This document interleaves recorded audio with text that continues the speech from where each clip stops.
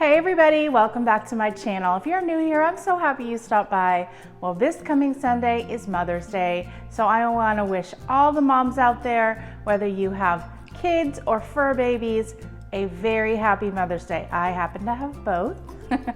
And today I wanted to show you a dessert that I think would be really nice to serve this weekend or just any time at all.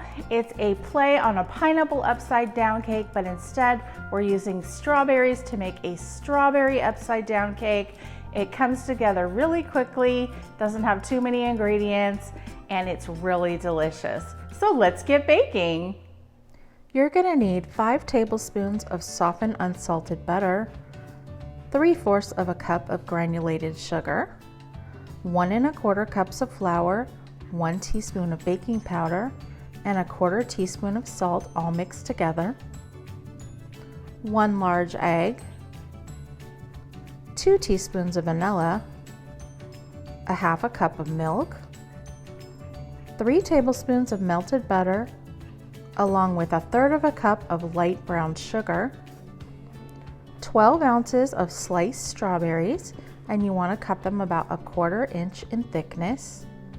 And now we're going to take a round baking pan and put some parchment paper inside. Now, if you notice, sometimes it's hard to get the parchment paper to go in there. So I have a little hack for you. Just rinse it under some water, wring it dry, and now you're going to uncrumple it and it will go right in the pan. You don't have to fight with it to try to get it to stay in there.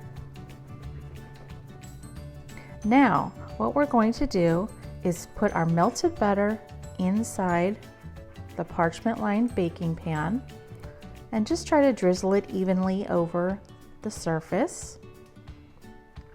And then we're going to go ahead and just kind of smooth it out a little so it's all covered. And then sprinkle your 1/3 cup of brown sugar evenly over the pan, and it'll look like this. Now go ahead and arrange your sliced strawberries. If you want to make them in a pretty pattern, you very much can, but I was not patient enough to do that. Now in a large bowl, we're going to add our granulated sugar and our room temperature softened butter. And then just take a hand mixer and we're going to beat that for 2 to 3 minutes until it becomes really light and fluffy.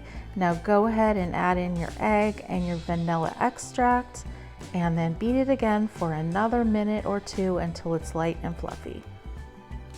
And now we're going to take our flour mixture and we're going to add half of it into the sugar butter mixture, as well as half of the milk. And just beat that up for 30 seconds. And then you're going to add the other half of that, and then it's going to turn into a nice smooth batter. And then you're just going to take large spoonfuls of the batter and just kind of evenly place it over your strawberries. And then with your spoon, carefully spread it to the ends of the pan. We don't want to loosen the strawberries up. And now my oven was at 350 and you're going to bake it for 30 minutes until a toothpick comes out clean. And now after 5 minutes, take a knife and run it around the sides of the pan. Now flip it over onto a dish and let it sit for 5 minutes. And then it should come out easily, and you're just going to take off your parchment paper that was on the bottom. And this is how it looks. It came out really good. And then this is optional, but I like to put some powdered sugar on top to make it look pretty. And then I cut a slice for you guys so you could see it. Now stay tuned because I'm gonna do a taste test. Okay everybody, let's give this a try. I just think it is so beautiful. And strawberries always go well with whipped cream, but I would never be opposed to using ice cream too. I just didn't have any today. So, okay, once again, I'm gonna try not to take a huge bite, but it's so difficult sometimes.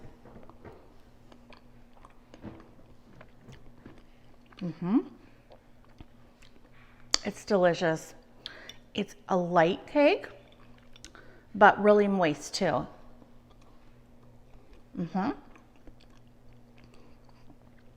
Has a nice vanilla flavor, but really the star of the show is these brown sugar glazed strawberries on the top. Oh, these are really, really good. I have to take one more bite of those.